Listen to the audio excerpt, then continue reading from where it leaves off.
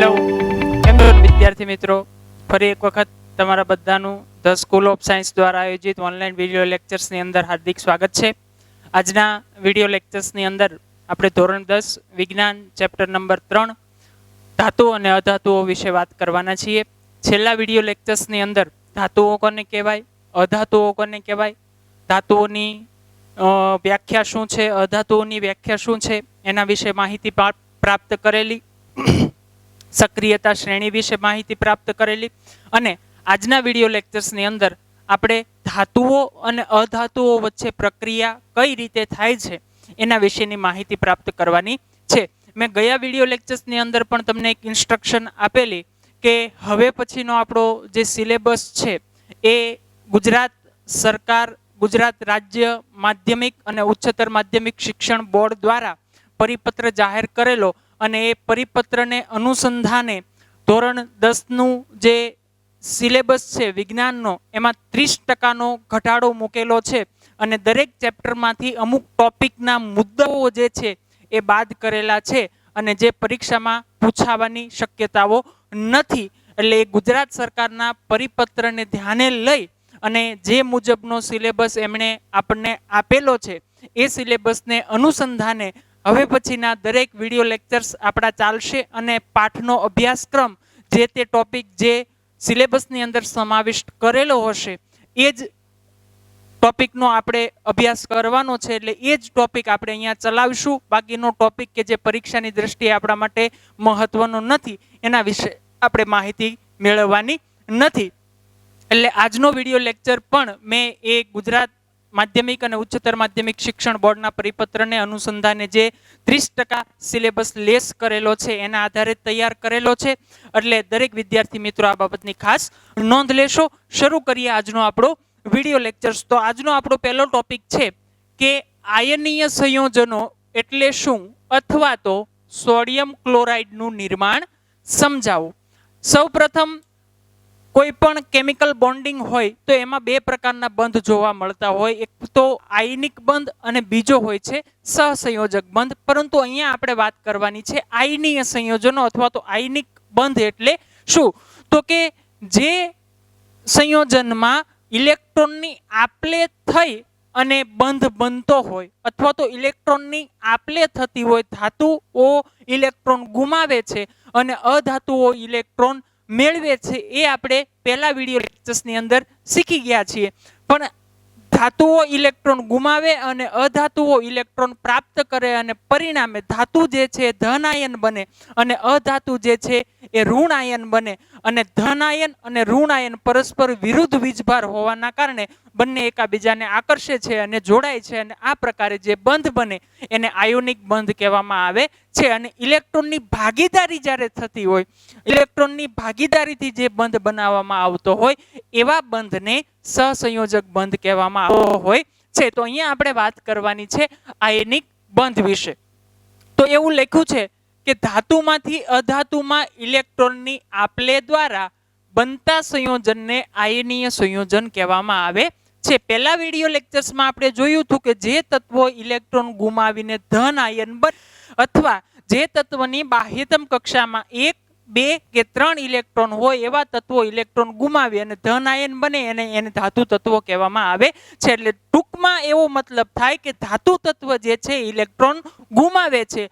બીજી વસ્તુ, જે તત્વની બાહ્યતમ કક્ષામાં 5, 6 કે 7 ઇલેક્ટ્રોન આવેલા હોય એવા તત્વ ઇલેક્ટ્રોન સ્વીકારી અને ઋણ આયન બને છે. એટલે કે ટૂંકમાં અધાતુ જે છે એ ઇલેક્ટ્રોનનો સ્વીકાર કરે છે. એટલે અહીંયા લખ્યું છે કે ધાતુમાંથી અધાતુમાં ઇલેક્ટ્રોનની આપલે દ્વારા બનતા સંયોજનને આયનીય સંયોજન કહેવામાં આવે છે. ઉદાહરણ તમને આપેલું છે, દાખલા તરીકે છે સોડિયમ. તો સોડિયમનો પરમાણુય ક્રમાંક 11 છે આપણે જાણીએ છીએ અને સોડિયમની પરમાણુની બાહ્યતમ કક્ષાની વાત કરવામાં આવે તો એની બાહ્યતમ કક્ષામાં 1 ઇલેક્ટ્રોન આવેલો હોય છે.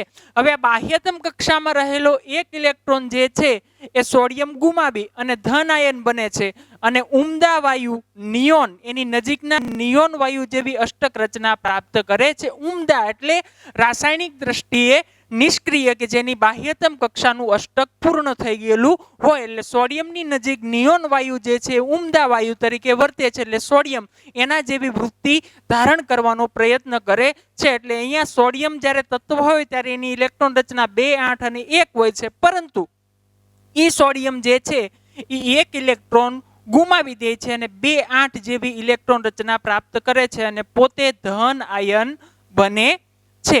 આ વાત હતી સોડિયમની. એ જ પ્રમાણે ક્લોરીન જે છે એનો પરમાણુ ક્રમાંક 17 છે, એટલે ક્લોરીનની પરમાણુની બાહ્યતમ કક્ષામાં 7 ઇલેક્ટ્રોન આવેલા હોય. ક્લોરીનને પોતાનું અષ્ટક પૂર્ણ કરવું હોય તો 1 ઇલેક્ટ્રોન મેળવવો પડે, એટલે સોડિયમ દ્વારા ગુમાવેલો 1 ઇલેક્ટ્રોન ક્લોરીન મેળવી અને ક્લોરાઇડ ઋણાયન બને છે અને ઉમદા વાયુ આર્ગોન જેવી સ્થાયી અષ્ટક રચના પ્રાપ્ત કરે છે.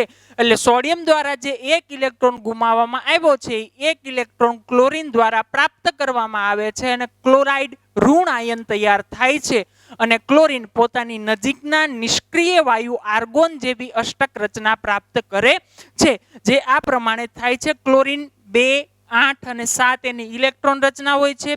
1 ઇલેક્ટ્રોન પોતે મેળવે છે, એટલે 2, 8 અને 8 ઇલેક્ટ્રોન રચના થાય છે અને ક્લોરાઇડ ઋણ આયન બને છે. આમ સોડિયમ Na+ એટલે ધન આયન અને ક્લોરાઇડ Cl- એટલે કે ઋણ આયન બંનેના વિરુદ્ધ વીજભાર ધરાવતા હોવાથી તેઓ એકબીજાને આકર્ષે છે અને સ્થિર વિદ્યુત આકર્ષણ બળથી જોડાય અને સોડિયમ ક્લોરાઇડ બનાવી નાખે છે. સ્થિર વિદ્યુત આકર્ષણ બળથી સોડિયમ અને ક્લોરીન જોડાય અને સોડિયમ ક્લોરાઇડ બનાવે છે અને આવી રીતે સોડિયમ ક્લોરાઇડ નું નિર્માણ થાય છે. અહીંયા તમને એનું પ્રક્રિયાનું સમીકરણ આપ્યું છે કે Na+ એટલે કે 2, 8 Cl- એટલે 2, 8, 8 અને બંને જોડાઈને Na+, Cl- અથવા તો NaCl બંનેમાંથી કોઈ પણ એક રીતે તમે લખી શકો છો અને આવી રીતે NaCl નું નિર્માણ થાય છે.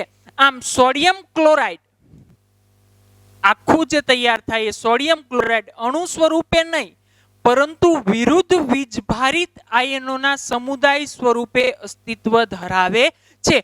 હવે સોડિયમ અને ક્લોરીન અણુ રહેતા નથી, પરંતુ બંનેની ઉપર વિરુદ્ધ વીજભાર હોવાના કારણે તેઓ પરસ્પર આકર્ષાય છે અને જોડાય છે અને પરસ્પર વિરુદ્ધ વીજભારિત આયનોના સમુદાય સ્વરૂપે અસ્તિત્વમાં આવે છે અને સોડિયમ ક્લોરાઇડ નું નિર્માણ થાય છે.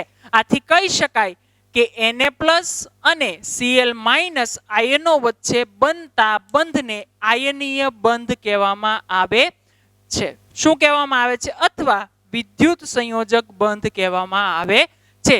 Na+ અને Cl- આયન વચ્ચે જે બંધ બને છે, જે બોન્ડ બને છે, જેનાથી જે જોડાય છે એ બંધને આયનીય બંધ અથવા વિદ્યુત સંયોજક બંધ પણ કહેવામાં આવે છે. યાદ રાખજો, બંને નામ અગત્યના રહેશે, વિદ્યુત સંયોજક બંધ અથવા તો આયનીય બંધ. આવી જ રીતે ઘણા બધા તત્વોની અંદર આવા આયનીય બંધ જોવા મળે છે. તમને તમારી ટેક્સ્ટબુકમાં મેગ્નેશિયમ ક્લોરાઇડમાં બંધનું નિર્માણ કઈ રીતે થાય એવો પ્રશ્ન પૂછેલો છે. તો જે પ્રકારે સોડિયમ અને ક્લોરીનમાં આયનીય બંધનું નિર્માણ થાય એ જ પ્રકારે મેગ્નેશિયમ ક્લોરાઇડની અંદર પણ બંધનું નિર્માણ થાય છે. તો કે કઈ રીતે થાય છે? તો કે એનું નિર્માણ પણ ઇલેક્ટ્રોનની આપલે દ્વારા થાય. અહીંયા સમજાવેલું છે. મેગ્નેશિયમ એનો પરમાણુ ક્રમાંક જે છે 12 છે, એની ઇલેક્ટ્રોન રચના 2, 8 અને 2 છે. બાહ્યતમ કક્ષામાં 2 ઇલેક્ટ્રોન રહેલા છે એટલે 2 ઇલેક્ટ્રોન ગુમાવે છે. ક્લોરીન પરમાણુ ક્રમાંક એનો 17 છે, ઇલેક્ટ્રોન રચના એની 2, 8 અને 7 છે. બાહ્યતમ કક્ષામાં 7 ઇલેક્ટ્રોન છે એટલે 7 ઇલેક્ટ્રોન હોવાને લીધે 1 ઇલેક્ટ્રોન મેળવવાની વૃત્તિ ધરાવે છે. હવે અહીંયા ખાસ સમજો, અહીંયા મેગ્નેશિયમ 2 ઇલેક્ટ્રોન ગુમાવે છે અને એક ક્લોરીન 1 ઇલેક્ટ્રોન મેળવે છે. હવે ઇલેક્ટ્રોન ગુમાવાય છે 2, સ્વીકારાય છે 1, તો એક વધારાનો ઇલેક્ટ્રોન ક્યાં જશે? તો કે કશે જશે નહીં.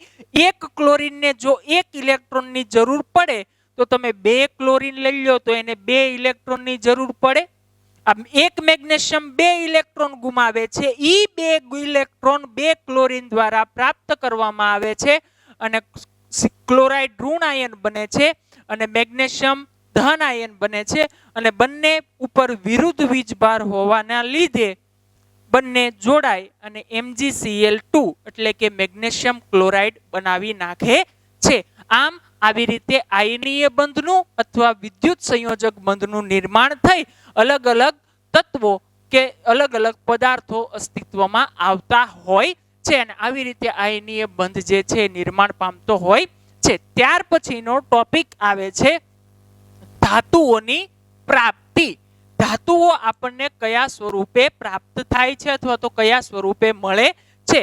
તો ધાતુઓની પ્રાપ્તિ પૃથ્વીના પેટાળમાંથી 3 સ્વરૂપે ખાસ થાય છે. આમ તો એક જ સ્વરૂપે થાય છે, ખનિજ સ્વરૂપે, અને ખનિજમાંથી એની અયસ્ક એટલે કે કાચી ધાતુ અથવા તો ગેંગ સ્વરૂપે એમાંથી મેળવવામાં આવે છે. તો એમાં પહેલો પ્રકાર એનો છે ખનિજ. આ ત્રણેય વ્યાખ્યા તમારે ખાસ યાદ રાખવી પડશે. ખનિજ એટલે શું? તો કે જે તત્વો કે સંયોજનો પૃથ્વીના પોપડામાંથી કુદરતી રીતે મળે તેને ખનિજ કહેવામાં આવે છે. પૃથ્વીના ભૂપૃષ્ઠનું ખોદકામ કરવામાં આવે એટલે કે એના પોપડાનું ખોદકામ કરવામાં આવે અને એમાંથી જે તત્વો કે સંયોજન સ્વરૂપે આપણને પ્રાપ્ત થાય એને ખનિજ કહેવામાં આવે છે. ઈ ખનિજને આધારે એમાં કોનું પ્રમાણ વધારે રહેલું છે એના આધારે એને એની કાચી ધાતુ કહેવામાં આવે છે. તો બીજો મુદ્દો ઈ આવે કે કાચી ધાતુ એટલે શું? તો કે જે ખનિજમાં સારા પ્રમાણમાં નિશ્ચિત ધાતુ હોય અને તે ધાતુનું સરળતાથી નિષ્કર્ષણ કરી શકાતું હોય તેવી ખનિજને કાચી ધાતુ કહેવામાં આવે છે. દાખલા તરીકે પૃથ્વીના પેટાળમાં ખોદકામ દરમિયાન આપણને વિપુલ પ્રમાણમાં ખનિજ પ્રાપ્ત થયું છે. એ ખનિજની અંદર વધારે પ્રમાણમાં આયર્નનું પ્રમાણ વધુ છે એટલે કે લોહ તત્વનું પ્રમાણ વધારે છે એટલે કે લોખંડનું પ્રમાણ વધારે છે. તો એ ખનિજને લોખંડની કાચી ધાતુ એવું તમે કહી શકો છો. અને બીજી વસ્તુ એમાંથી એનું નિષ્કર્ષણ એટલે કે એને અલગ સરળતાથી કરી શકાતું હોય, સરળતાથી એમાંથી એને પ્રાપ્ત કરી શકાતું હોય તો આ ખનિજને લોખંડની કાચી ધાતુ છે એવું ગણી શકાય છે. અને ત્યાર પછી આવે છે ગેંગ. ગેંગ એટલે ગુંડાની ગેંગની વાત નથી, આવારા તત્વોના ગેંગની વાત નથી, પરંતુ અહીંયા ગેંગનો મતલબ કંઈક અલગ છે. તો ગેંગ એટલે શું? તો કે પૃથ્વીના પોપડામાંથી મળતી કાચી ધાતુમાં તત્વ એકલું હોતું નથી, પરંતુ તેમાં વધુ માત્રામાં માટી, રેતી તથા અનિચ્છનીય પદાર્થો પણ અશુદ્ધિ સ્વરૂપે હોય. આવી અશુદ્ધિને ગેંગ કહેવામાં આવે છે. જ્યારે ખોદકામ કરવામાં આવે, ખનિજ પ્રાપ્ત થાય તો એ ખનિજમાં માત્ર ને માત્ર કાચી ધાતુ જ હોતી નથી, પરંતુ એ કાચી ધાતુની સાથે સાથે માટી ભળેલી હોય, રેતી ભળેલી હોય અને બીજી કેટલીક અનૈચ્છિક અશુદ્ધિઓ કે જે આપણે ઈચ્છતા નથી અથવા તો આપણે જરૂરિયાત નથી આવી અનૈચ્છિક અશુદ્ધિઓ એમાં ભળેલી હોય. આવી અશુદ્ધિઓને ગેંગ કહેવામાં આવે છે. શું કહેવામાં આવે છે? ગેંગ. કે જે ખનિજમાં અથવા કાચી ધાતુમાં ભળેલી અશુદ્ધિઓને ગેંગ એવું નામ આપવામાં આવે છે. આમ આ ત્રણેય વ્યાખ્યા ખૂબ અગત્યની છે. ત્રણમાંથી કોઈ પણ એક વ્યાખ્યા પરીક્ષાની અંદર પૂછી શકાય છે, એટલે ત્રણેય વ્યાખ્યા તૈયાર કરજો. હવે આ પૃથ્વીના પેટાળમાંથી મળતી ધાતુઓનું નિષ્કર્ષણ એની સક્રિયતાના આધારે થાય છે અને સક્રિયતા વિશે આપણે ગયા વિડિયો લેક્ચર્સમાં વાત કરી ગયા હતા. સક્રિયતા શ્રેણીમાં આપણે વાત કરી હતી. સૌથી વધારે સક્રિય ધાતુ, પછી ઉપરથી નીચે જેમ જેમ જેમ જેમ તમે આવતા જાવ નીચે એમ ઓછી સક્રિય ધાતુનું લિસ્ટ આવતું જાય. સૌથી વધારે સક્રિય ધાતુ હતી પોટેશિયમ અને સૌથી ઓછી સક્રિય ધાતુ હતી ગોલ્ડ એટલે કે સોનું. પોટેશિયમ, પછી સોડિયમ, પછી કેલ્શિયમ, મેગ્નેશિયમ, એલ્યુમિનિયમ, ઝિંક, એમ જેમ જેમ નીચે આવતા જાવ અને ગોલ્ડ સુધી પહોંચો એમ સક્રિયતામાં ઘટાડો થતો જાય અને સક્રિયતા ઓછી થતી જાય. એટલે સૌથી ઉપર રહેલી ધાતુ વધી સક્રિય, વચ્ચે રહેલી મધ્યમ સક્રિય અને નીચે રહેલી ઓછી સક્રિય ધાતુ, આવા 3 વિભાગમાં આપણે ગયા વિડિયો લેક્ચર્સની અંદર વર્ગીકૃત કર્યું હતું. અને એના આધારે પૃથ્વીના પેટાળમાંથી આ ધાતુઓનું નિષ્કર્ષણ એટલે કે એને બહાર લાવવામાં આવે છે અથવા તો એમાંથી એને પ્રાપ્ત કરવામાં આવે છે. પરંતુ એનો આધાર કોની ઉપર રહેલો છે? જે તે ધાતુની સક્રિયતા ઉપર એનો આધાર રહેલો છે. એની સક્રિયતાના આધારે એને પ્રાપ્ત કરવામાં આવે છે. તો પહેલું છે ઊંચી સક્રિયતા ધરાવતી ધાતુ કે જે ધાતુઓની સક્રિયતા વધુ છે એવી ધાતુનું નિષ્કર્ષણ કઈ રીતે કરી શકાય? તો કે સક્રિયતા શ્રેણીમાં ટોચ પર રહેલી ધાતુઓ ખૂબ જ વધુ સક્રિય હોય છે અને વધુ સક્રિય હોવાના લીધે એ કોઈ પણની સાથે ખૂબ ઝડપથી પ્રક્રિયા કરી શકતી હોય છે. કોણ કોણ છે? તો કે પોટેશિયમ છે, સોડિયમ છે, કેલ્શિયમ છે, મેગ્નેશિયમ છે અને એલ્યુમિનિયમ. આ ધાતુઓ એટલી હદે સક્રિય છે કે કુદરતમાં મુક્ત સ્વરૂપે મળતી નથી, કારણ કે મુક્ત રહી જ ન શકે, તરત જ બીજા સાથે પ્રક્રિયા કરી નાખે, એટલે કુદરતમાં મુક્ત સ્વરૂપે મળી શકતી નથી. એટલી બધી સક્રિય ધાતુઓ છે અને આવી ધાતુઓ કુદરતમાં મુક્ત સ્વરૂપે મળતી નથી, એટલે એને કોઈ અશુદ્ધિ એની સાથે ભળેલી હોય એને દૂર કરવા માટે આપણે વિદ્યુત વિભાજનનો સહારો લેવો પડે છે. આવી ધાતુનું વિદ્યુત વિભાજન કરી અને એમાંથી આપણે શુદ્ધ ધાતુઓ પ્રાપ્ત કરી શકીએ છીએ. ત્યાર પછી આવે છે મધ્યમ સક્રિયતા ધરાવતી ધાતુઓનું નિષ્કર્ષણ. તો એનું નિષ્કર્ષણ કઈ રીતે કરી શકાય? તો કે સક્રિયતા શ્રેણીમાં મધ્યમાં રહેલી ધાતુઓ મધ્યમ સક્રિય હોય છે. જે સક્રિયતા શ્રેણી આપણે જોઈ હતી એમાં જે વચ્ચે ધાતુઓ હતી એને મધ્યમ સક્રિય ધાતુઓ કહેવાય. દાખલા તરીકે ઝિંક, આયર્ન, લેડ, કોપર, તાંબુ વગેરે.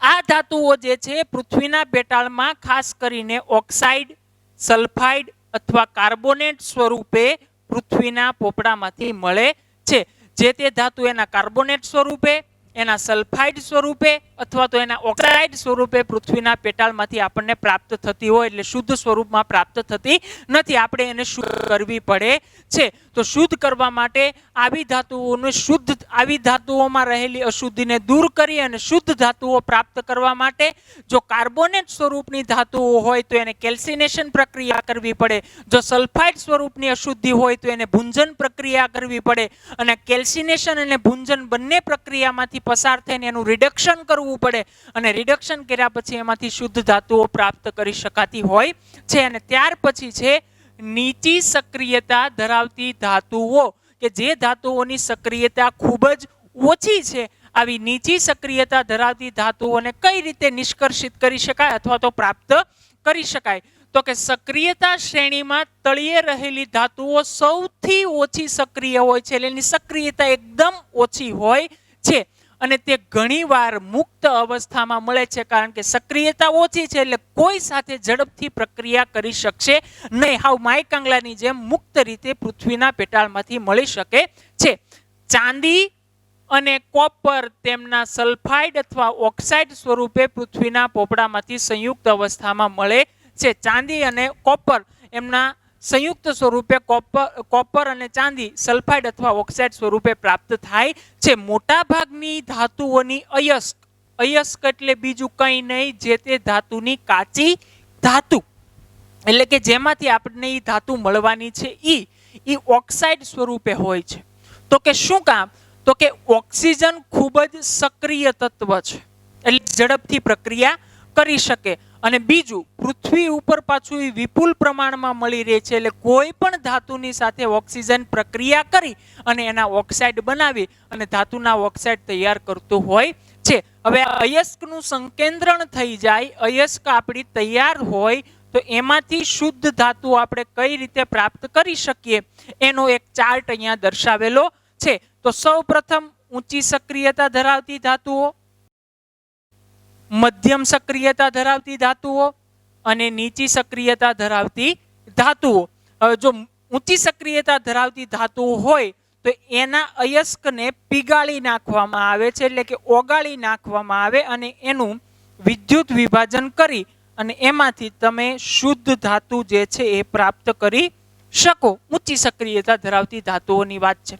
જો મધ્યમ સક્રિયતા ધરાવતી ધાતુ હોય તો ઈ ધાતુ મુખ્યત્વે આપણને કાર્બોનેટ સ્વરૂપે એટલે કે CO3 અથવા સલ્ફર SO2 સલ્ફર ડાયોક્સાઇડ સ્વરૂપે આપણને પ્રાપ્ત થતી હોય છે. જો કાર્બોનેટ સ્વરૂપે પ્રાપ્ત થતી હોય તો એને કેલ્સિનેશન પ્રક્રિયામાંથી પસાર કરવી પડે. કઈ પ્રક્રિયામાંથી પસાર કરવી પડે? કેલ્સિનેશન. અને જો સલ્ફાઇડ સ્વરૂપે હોય તો એને ભુંજન પ્રક્રિયામાંથી પસાર કરવી પડે છે. હવે કેલ્સિનેશન પણ કરો અને ભૂંજન પણ કરો એટલે અંતે તમને પ્રાપ્ત થશે ધાતુના ઓક્સાઇડ. જે તે ધાતુનો ઓક્સાઇડ તમને પ્રાપ્ત થશે. આ પ્રાપ્ત થયેલા ધાતુના ઓક્સાઇડનું તમે રિડક્શન કરો એટલે એમાં રહેલો ઓક્સિજન દૂર થઈ જાય અને અંતે તમને શુદ્ધ ધાતુ જે છે એ પ્રાપ્ત થઈ જાય છે. ત્યાર પછી નીચી સક્રિયતા ધરાવતી ધાતુ જે છે એના સલ્ફાઇડ સ્વરૂપે પૃથ્વીના પેટાળમાંથી પ્રાપ્ત થાય. સલ્ફાઇડ સ્વરૂપે પ્રાપ્ત થાય એટલે એનું ભૂંજન કરવામાં આવે છે. ભૂંજન કરો એટલે ઈ ધાતુના ઓક્સાઇડ પ્રાપ્ત થાય. એનું રિડક્શન કરો એટલે એમાંથી તમને શુદ્ધ ધાતુ જે છે એ પ્રાપ્ત થઈ જાય છે. આમ આ પ્રકારે ધાતુઓનું નિષ્કર્ષણ પૃથ્વીના પેટાળમાંથી કરી શકાય છે, પણ એનો આધાર એની સક્રિયતા ઉપર રહેલો છે અને કયા સ્વરૂપે પૃથ્વીના પેટાળમાંથી મળે એની ઉપર રહેલો છે. આ સાથે મેં પહેલા કીધું એમ ગુજરાત માધ્યમિક અને ઉચ્ચતર માધ્યમિક શિક્ષણ બોર્ડના પરિપત્રને અનુસંધાને જેટલા ટોપિક ત્રીજા ચેપ્ટરની અંદર ભણવાના હતા એ બધા જ આપણે ભણી ચૂક્યા છીએ. એટલે આ સાથે ત્રીજું ચેપ્ટર આપણું અહીંયા પૂર્ણ થાય છે. આજનો આ વિડીયો લેક્ચર પૂરો કરું એ પહેલા બોર્ડ ઉપર રહેલું તમામ બોર્ડ વર્ક તમારે તમારી નોટમાં લખવાનું છે અને આ પાઠનું આખું સ્વાધ્યાય તમારે વિજ્ઞાનની પાકી નોટમાં પણ લખવાનું છે. આવા જ અવનવા એજ્યુકેશનને લગતા વિડીયો મેળવવા માટે આપણી સ્કૂલની યુટ્યુબ ચેનલ SOS સેકન્ડરી અથવા વાણિયા ચેતન યુટ્યુબ ચેનલને લાઈક કરો, શેર કરો અને તમારા મિત્રો સુધી પહોંચાડી એને સબસ્ક્રાઇબ કરો. અસ્તુ, આભાર.